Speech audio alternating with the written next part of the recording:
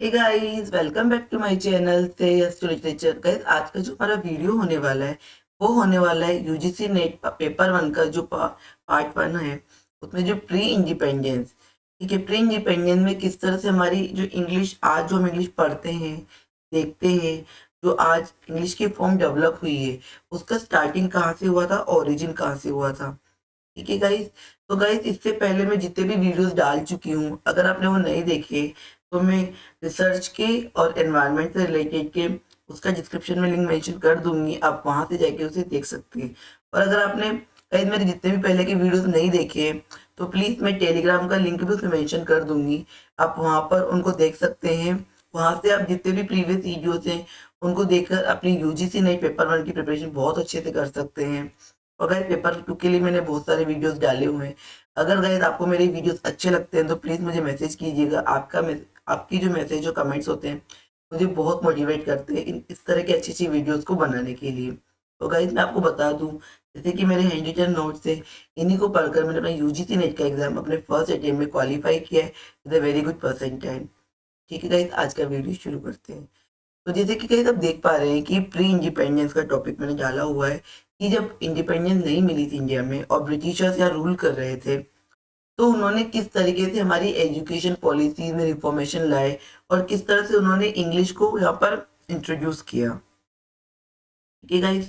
तो जैसे कि इसका मैं छोटा सा पहले एक वीडियो बना भी चुकी हूँ कि charter act, Elphinstone act report, general committee, Macaulay minute, इस तरह करके ये बहुत सारे उन्होंने कमीशन और रिफॉर्मेशन लाए थे, क्योंकि वो इंडिया में कुछ ऐसे स्कॉलर इंडियंस को डेवलप करना चाहते थे ताकि वो अपने क्लिनिकल वर्क को करने के लिए उनको यूज कर सके।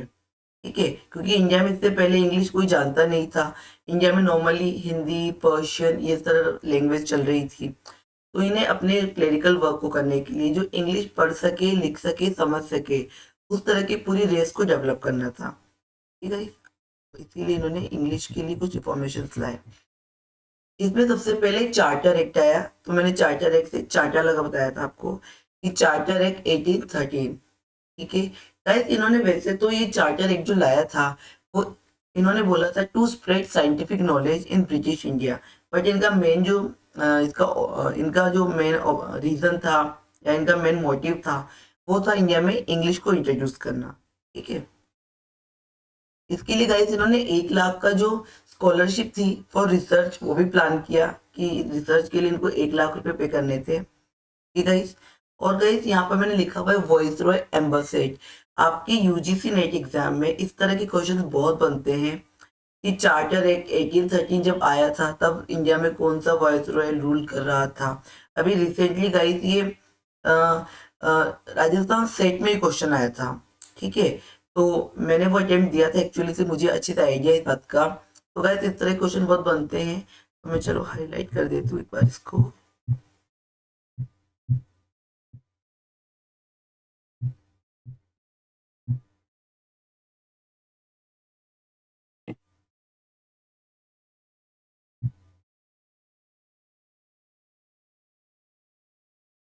ठीक है गाइस, उसके बाद गाइस इन्होंने 1817 में हिंदू कॉलेज एस्टेब्लिश किया। ठीक है, और उसी कॉलेज को 1855 में कन्वर्ट कर दिया गया प्रेसिडेंसी कॉलेज में।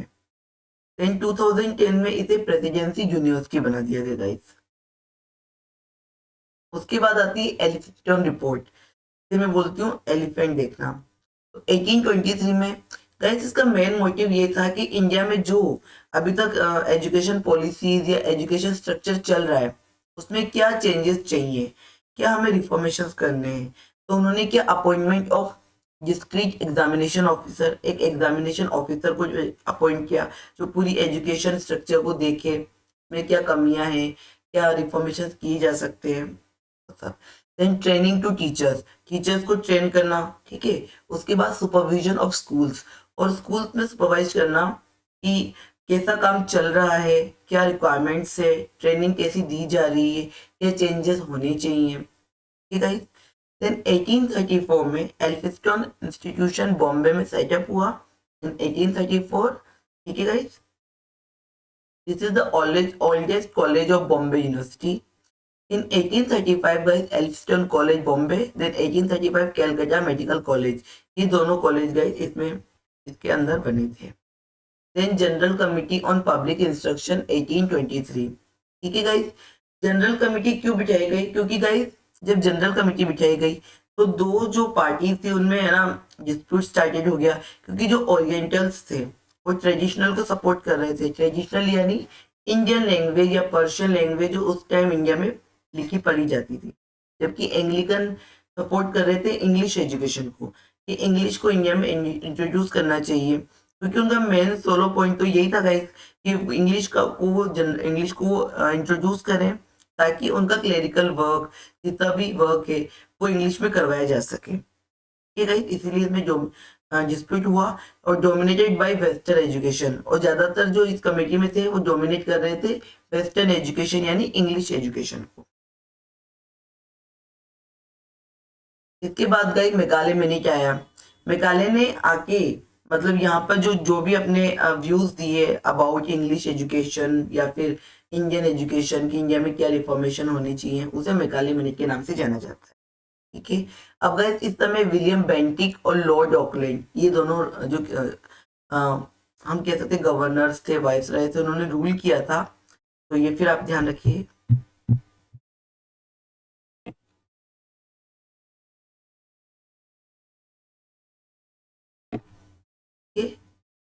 और गाइस ये this is school level only, जो ये मिनट मेकाले मिनट था ये स्कूल लेवल को या स्कूल एजुकेशन को प्रमोट कर रहा था। ठीक है, इसकी वजह से डिफ्यूजन ऑफ इंग्लिश एजुकेशन, मतलब इंडिया में इंग्लिश का डिफ्यूजन हुआ, इंग्लिश पढ़ना शुरू हुआ। ठीक है, अब गाइस इन्होंने इनफिल्ट्रेशन थ्योरी यूज की। मेकाले ने क्या किया, इनफिल्ट्रेशन थ्योरी यूज की, मतलब उसने कहा कि केवल अपर क्लास या कुछ लोगों को आप है ना स्कॉलर बना दो, एजुकेशन दे दो इंग्लिश की, फिर वो अपने से खुद से दूसरों को एजुकेट कर देंगे। ठीक है, he thinks Indians education is unholy और अनसाइंटिफिक। उसने यह अपना व्यू दिया कि अभी तक जो इंडिया में इंग्लिश चल रही है या इंडिया में जो भी एजुकेशन चल रही है वो अनहोली है, अनसाइंटिफिक है, और हम आके इनको स्कॉलर करेंगे। ठीक है, गाइस ये पूरी एक ऐसी रेस डेवलप करना चाहते थे जो कलर में तो इंडियन हो बट ब्लड में अंग्रेज हो, मतलब वो इंग्लिश बोले, इंग्लिश को इंडियंस को हेट करे, इंग्लिश को सपोर्ट करे, इंग्लिश जो मैनर्स है उन लोगों को अडेप्ट करने की, वो मैनर्स को अडेप्ट करने की कोशिश करे। ठीक है, तो गाइस जैसे कि मैंने कहा chain reaction trickles down to masses, मतलब पहले ट्रिक्स में करो और फिर वो मासेस में उसको एजुकेट कर देंगे। ठीक है, chain system few people we train then they train to many in the way chain start. ठीक है guys, and English became the court language. Guys इससे पहले जो कि इंग्लिश थी, जो कि है ना इंग्लिश आई थी हमारे इंडिया में, उससे पहले यहाँ पर पर्शियन लैंग्वेज चल रही थी। ठीक है गाइस, तो पर्शियन का एबोलिशमेंट हुआ और इंग्लिश को स्टेब्लिशमेंट हुआ। गाइस ये क्वेश्चन अभी रिसेंटली फेब्रुअरी अटेम्प्ट में यूजीसी में आया था, जो अटेम्प्ट मैंने क्वालिफाई किया है। ठीक है गाइस, तो आप इसको भी अच्छे से ध्यान रखिए कि इस तरह के क्वेश्चन बनते हैं एग्जाम में। पर्शियन एबोलिश हुआ। ठीक है, अब बुक्स फ्री इंग्लिश, इंग्लिश मोर फंड्स। अब देखिए गाइस, अगर आप इंग्लिश को प्रमोट करना चाह रहे हैं तो ठीक है, आपको इंग्लिश को ज्यादा प्रमोट करने के लिए उसके लिए फंड्स भी ज्यादा देने पड़ेंगे। इंग्लिश को ज्यादा प्रमोट करना है तो फ्री बुक्स देनी पड़ेगी इंग्लिश में, मतलब हर तरीके से उन्होंने इंग्लिश को प्रमोट करने की कोशिश की। ठीक है, तो Macaulay basically he support totally और इंग्लिश एजुकेशन। ठीक है guys, after this in 1849 JD Bethune established Bethune school. ठीक है गाइस, जब मेकाले में नहीं आया उसके बाद 1849 में जेडी बेथोन ने बेथोन स्कूल को एस्टेब्लिश किया। आपको स्टेप बाय स्टेप गाइस देखना है कि कोई भी एक कमेटी या कमीशन है उसके बाद किस तरह की यूनिवर्सिटी कॉलेज वगैरह डेवलप्ड हुए। इसके बाद आया गाइस वुड्स डिस्पैच, जो कि प्राइमरी टू हायर एजुकेशन था इन 1854। गाइस ये बहुत ही अच्छा था हमारे इंडियन के लिए, गुड फॉर इंडियन पीपल। ठीक है, इसे Magna carta of English education भी कहा जाता है। गाइस ये क्वेश्चन भी अभी यूजीसी ने जो फेब्रुअरी अटेम्प्ट हुआ था उसमें आया था कि Magna carta of English education कौन सा, इनमें से कौन सा कमीशन है, तो गाइस वो वुड्स डिस्पैच था। अब आपको लगेगा गाइस में तो सारे इंपॉर्टेंट है, आपने जितने भी 3 पढ़ाए हैं सारे कितने इंपॉर्टेंट है, एग्जाम्स में आए, तो इसलिए मैं बोल रही हूँ गाइस मैं पेपर ओरिएंटेड ही आपको स्टडी पूरा स्टडी मटेरियल दे रही हूँ। अपनी वीडियोस बना रही हूँ, क्योंकि एग्जाम बहुत नजदीक है और आपको चाहिए कि आप उस तरह का मटेरियल पढ़े जो आपका एग्जाम क्वालिफाई करने में हेल्प करे, क्योंकि जबकि एग्जाम बहुत सिर पर है और हमारे पास बहुत कुछ टाइम नहीं है पढ़ने को, तो आप सिर्फ वही पढ़ें जो एग्जाम ओरिएंटेड हो, पेपर मटेरियल हो। गाइस वुड्स जिस पेज की बात कर रही है प्राइमरी टू हायर एजुकेशन था, मतलब ये छोटे से लेवल स्टार्ट होकर हायर जो एजुकेशन थी उसको सपोर्ट करता था। ठीक है? इसके दौरान गाइस 3 सेंट्रल यूनिवर्सिटीज बनी जो बहुत इंपॉर्टेंट थी, जिन्हें हम बीएमसी बोलते हैं निमोनिक में, बॉम्बे, मद्रास, कैलकाटा, इन 1857। ठीक है guys, this is guys first policy measure of education. और इसी तरीके से गाइस पहला जो इंडिया में मेजरमेंट हुआ था पॉलिसीज बनने का कि किस तरीके से हमारा पूरा इंग्लिश इंडियन स्ट्रक्चर बनना चाहिए एजुकेशन का, क्योंकि प्राइमरी टू हायर एजुकेशन चाहिए। और guys Indian point of view देखा जाए तो ये बहुत अच्छा था, क्योंकि इन्होंने जो हमारी इंडियन लैंग्वेज थी, इंग्लिश, पर्शियन या जो भी ओरिएंटल लैंग्वेज थी, उनको बोला कि उनको भी हमें सपोर्ट करना है, उनको भी प्रमोट करना है। उसके साथ ही इंग्लिश को सपोर्ट करने की इन्होंने बात करी। तो English plus native descriptive government schools, English English भी करी और नेटिव लैंग्वेजेस को भी सपोर्ट किया। ठीक है गाइस, देन गाइस इन्होंने बहुत ही अच्छा काम किया वुमेन्स एजुकेशन पे। ठीक है, इन्होंने वुमेन्स को सपोर्ट किया कि वुमेन्स एजुकेशन होनी चाहिए। गाइस इन्होंने एफिलिएट की प्राइवेट इंस्टीट्यूशन को गिवन ग्रांट्स। देखो इससे पहले क्या था, ये गाइस ब्रिटेन में ये फॉर्मूला चल रहा था कि सारी जो यूनिवर्सिटीज है या सारे जो कॉलेज हैं वो एक पर्टिकुलर यूनिवर्सिटी के अंडर में आते थे। वो यूनिवर्सिटी उनका पूरा देखभाल करती थी, उनको ग्रांट्स प्रोवाइड करवाती थी, फंड्स प्रोवाइड करवाती थी। तो इसीलिए इन्होंने यहाँ भी ये रूल फॉलो करवाया, एफिलिएटेड प्राइवेट इंस्टीट्यूशंस और गिवन ग्रांट्स। जितने भी प्राइवेट इंस्टीट्यूशंस थे उनको एक यूनिवर्सिटी के अंदर एफिलिएट किया और उनको ग्रांट्स प्रोवाइड करी। ठीक है, इसके अलावा गाइस 1882 में पंजाब यूनिवर्सिटी एस्टेब्लिश हुई और 1887 में इलाहाबाद यूनिवर्सिटी एस्टेब्लिश हुई। Now guys Hunter commission. अब हंटर कमीशन जब आया तब यहाँ पे लॉर्ड रिपोर्ट ने रूल किया था। Guys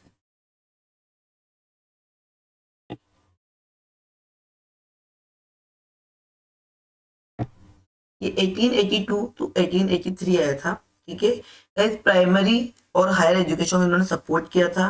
evolution of woods dispatch, तो हंटर कमीशन ने आके ये एवोल्यूट किया कि जो वुड डिस्पैच में इन्होंने जितने भी पॉइंट्स को माइंड किया था, रियलाइज किया था, अंडरलाइन किया था, वो कितने अच्छे से इफेक्टिव हुए हैं। इन्होंने पूरा एवोल्यूशन किया कि वो कितने अच्छे से इंडिया में फॉलो हो पा रही है। ओके, तो स्टेट रूल एक्सटेंशन गाइस, पहले जो जितने भी कमीशन आए थे उसमें स्टेट का रूल उतना अच्छे से मैग्नीफाई नहीं था। यहाँ पे स्टेट के रूल को और एक्सटेंड किया गया, प्राइमरी सेकेंडरी में डिवाइड किया गया। गाइस ये कंट्रोल ट्रांसफर डिस्क्रीट और म्युनिसिपल बोर्ड्स, मतलब जो कि हमारा स्ट्रक्चर था एजुकेशन स्ट्रक्चर, उसको 3 पार्ट्स में डिवाइड मान सकते हैं, सेंट्रल, देन स्टेट, और स्टेट के अंदर भी फिर म्युनिसिपल और डिस्ट्रिक्ट लेवल पर। ठीक है गाइस, तो इन्होंने प्रमोशन एजुकेशन और कैसे करी, सेकेंडरी को इन्होंने गाइस 2 पार्ट्स में डिवाइड किया, लिटरेरी अप टू यूनिवर्सिटी और वोकेशनल फॉर करियर। मतलब जैसे अगर लिटरेरी नॉर्मली हम एजुकेशन पढ़ते हैं उसके लिए अलग, और अगर इसी टाइम में इन्होंने कहा कि अगर किसी को कोई वर्क सीखना है ताकि वो आगे जाके उसे करियर के रूप में देख सके, तो उन्होंने सेकेंडरी लेवल से ही एजुकेशन को 2 पार्ट्स में डिवाइड कर दिया। एक तो लिटरेचर लेवल पे कि आपको स्कॉलर बनना है एजुकेशन में, और दूसरा अगर आपको करियर चूज करना है तो वोकेशनल एजुकेशन भी यहाँ से शुरू कर दी। फिर आया शिमला एजुकेशन कॉन्फ्रेंस, ये लॉर्ड कर्जन के टाइम में आया था।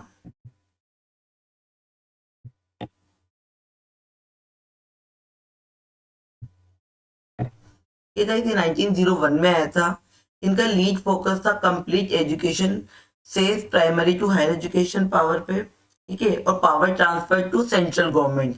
इससे पहले गाइस पावर थोड़ी सी ट्रांसफर कर दी गई थी स्टेट्स को, स्टेट्स के अंदर म्युनिसिपल और डिस्ट्रिक्ट को, लेकिन इसके अंदर जो 1901 में ये कमीशन आया, कॉन्फ्रेंस आई शिमला एजुकेशन, उन्होंने कहा power transfer to central government. ठीक है, सारी पावर सेंट्रल गवर्नमेंट को ट्रांसफर कर दो on the terms of education. This is not good for Indian perspective. ठीक है, लॉर्ड कर्जन वैसे भी हमें पता है 1905 में उन्होंने बंगाल विभाजन किया था, तो वो हमारे लिए किसी भी तरह से अच्छे नहीं थे, उन्होंने कोई भी पॉलिसी हमारे लिए अच्छी पॉलिसी नहीं लाई थे। तो no one from Indian member ignored, मतलब इसमें कोई भी इंडियन मेंबर नहीं था, टोटली इग्नोर कर दिए गए थे इंडियन मेंबर्स को। allowed only Christian missionaries. Okay, guys.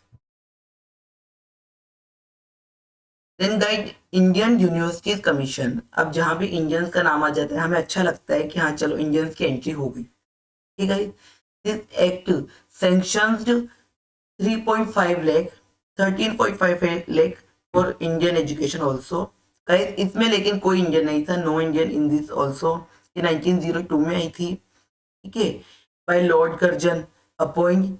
और गाइस ये जो इसकी जो डेट है वो आप याद रखिएगा, इंपॉर्टेंट है. डेट से रिलेटेड क्वेश्चंस बनते हैं आपके एग्जाम में.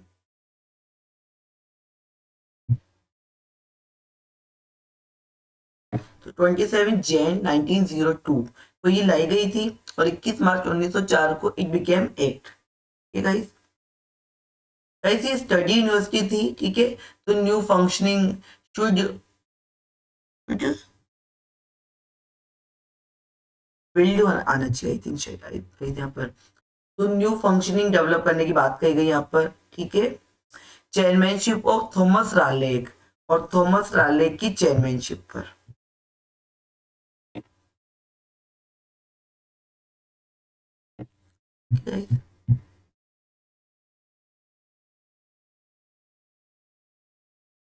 गाइस मुझे लगता है ये पार्ट काफी लंबा हो गया है तो मैं इसका पार्ट 2 लाऊंगी और उसमें ही हम पूरा अपना वीडियो कवर करेंगे.